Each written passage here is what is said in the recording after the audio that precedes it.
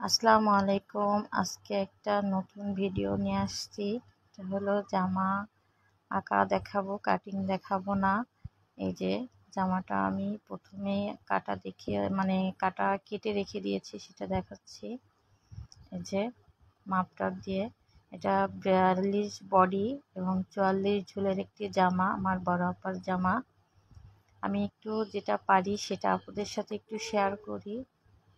এই যে প্রথমে 2.5 ইঞ্চি নিয়ে নিলাম, গলার কাছ থেকে নিয়ে দাগ দিলাম। এবার 4 ইঞ্চি ফুট নিলাম, নিয়ে এবার বডির মাপ নিলাম 12 ইঞ্চি।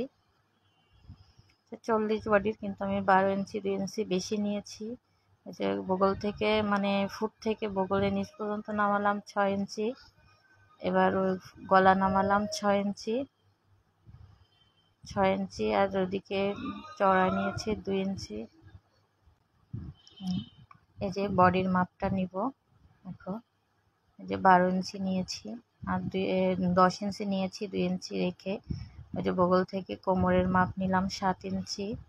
7 ইঞ্চি দিয়ে কোমরের ওই সোজাসুজি 10 ইঞ্চি নিব, কারণ বডির থেকে কোমরে 1-2 ইঞ্চি কম নিতে হয়, শেপটা ভালো আসে।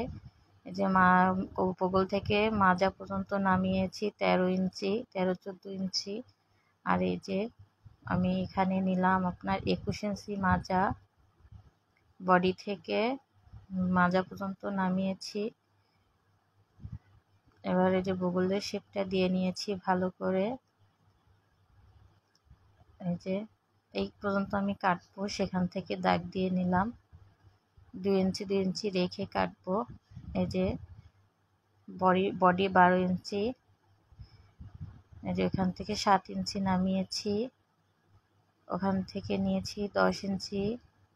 আবার বগল থেকে মাজা পর্যন্ত নামিয়েছি 13-14 ইঞ্চি। আবার এই যে 12 ইঞ্চি 21 ইঞ্চি নিয়েছি। এই যে ঝুল 44 ইঞ্চি জামাটার। যে আমি আজ এই প্রথম করলাম ভিডিওটা, জানি না কেমন হবে, আপনারা একটু জানাবেন ভালো লাগলে। এই যে হাতা নিব, শর্ট হাতা পরবে যেহেতু গরম। এটা ভ্যাক্সিবল কাপড় ছিল, অনেক ঘেরের কাপড়, 3 হাত বহরের ছিল। এই যে আমি পুরো 20 ইঞ্চি কাপড়টা নিয়ে 4 ভাঁজ করে নিয়েছি। এই যে ওই মাথায় নিলাম 8 ইঞ্চি, এখানে নিলাম 6 ইঞ্চি। এটা বগলের নিচ থেকে যাবে, আর ওইটা হলো হাতার উপর পেট, তাই পাট। এই যে একটা শেপ দিয়ে নিলাম। এই হলো হাতার মোহরি 7 ইঞ্চি, আমি 1 ইঞ্চি বেশি নিব, 8 ইঞ্চি সেলাইয়ের জন্য। যার জামা সে একটু হেলদি, আমার বড় আপু। এই যে কাটিং হয়ে গেল আমার। এটা কিন্তু কাপড়টা আমি 4 ভাঁজে, টোটাল 42 ইঞ্চির কাপড় আমি 4 ভাঁজে নিয়েছি 12 ইঞ্চিতে।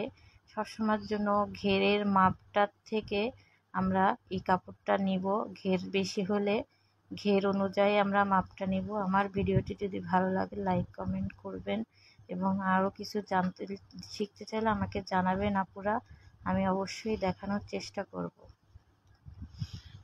আল্লাহ হাফেজ।